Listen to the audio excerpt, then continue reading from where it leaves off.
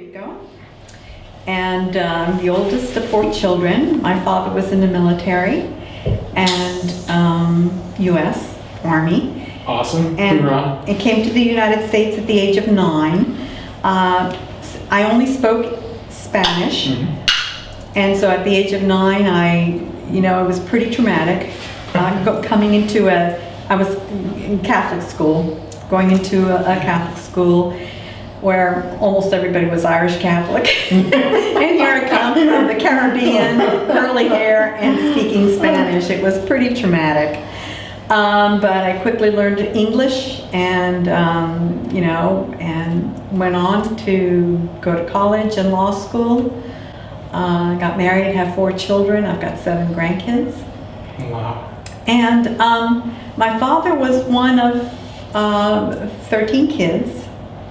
And he and 6 of his brothers and sisters died with Alzheimer's. And all were early onset. My father, we saw signs of Alzheimer's in him when he was about 45 years old. And of all the cousins, I'm the 4th oldest cousin. The oldest just died a few months ago. She started showing symptoms in her 40s. The second oldest, he's in the very late stages. He also started showing symptoms in his 40s.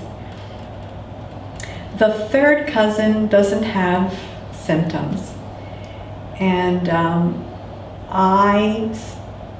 when I turned 60, I thought I was safe because everybody in my family showed symptoms in their 40s.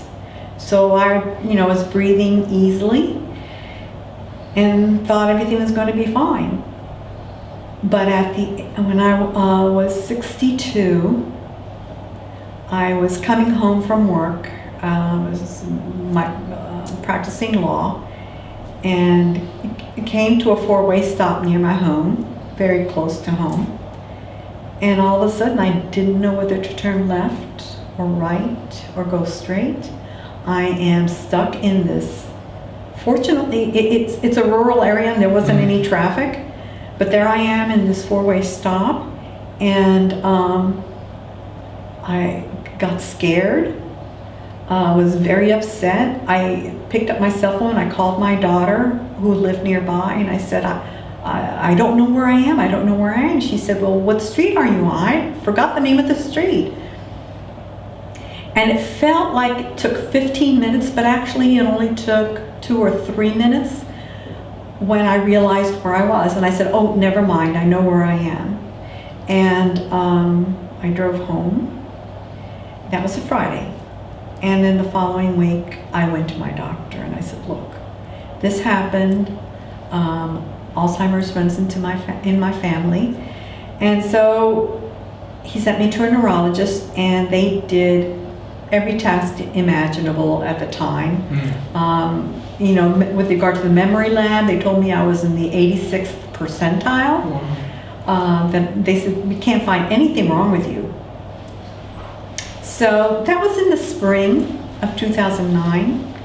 And during the summer and into the fall, every once in a while I would be driving and not knowing where I was, I would look for something that might look familiar, and then it would take a minute or 2, sometimes 3 minutes, and then I'd say, I know where I am, and continue.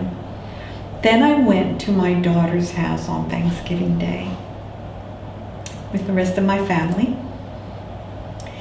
And had a great time, and got ready to leave, and hugged and kissed everybody and told them I loved them. And I went to leave, put my hand on the doorknob of her house, the door to her house, and I didn't know where I was. And so I turned to my family and said, I don't know where I am. And of course, they got very concerned. My son-in-law followed me home. And that next week, I went to my doctor. I said, look, I know something's wrong. I know I have it. I know it. He says, well, Myriam, the only thing we can do is DNA testing. And at the time, that time, we had no idea what gene it was. So I had to pay for the 4 genes that were, testing of the 4 genes. It was very, very expensive. It took some time to come up with the money. And, but the test showed that I carried the presenilin 1 gene, which is the early onset gene.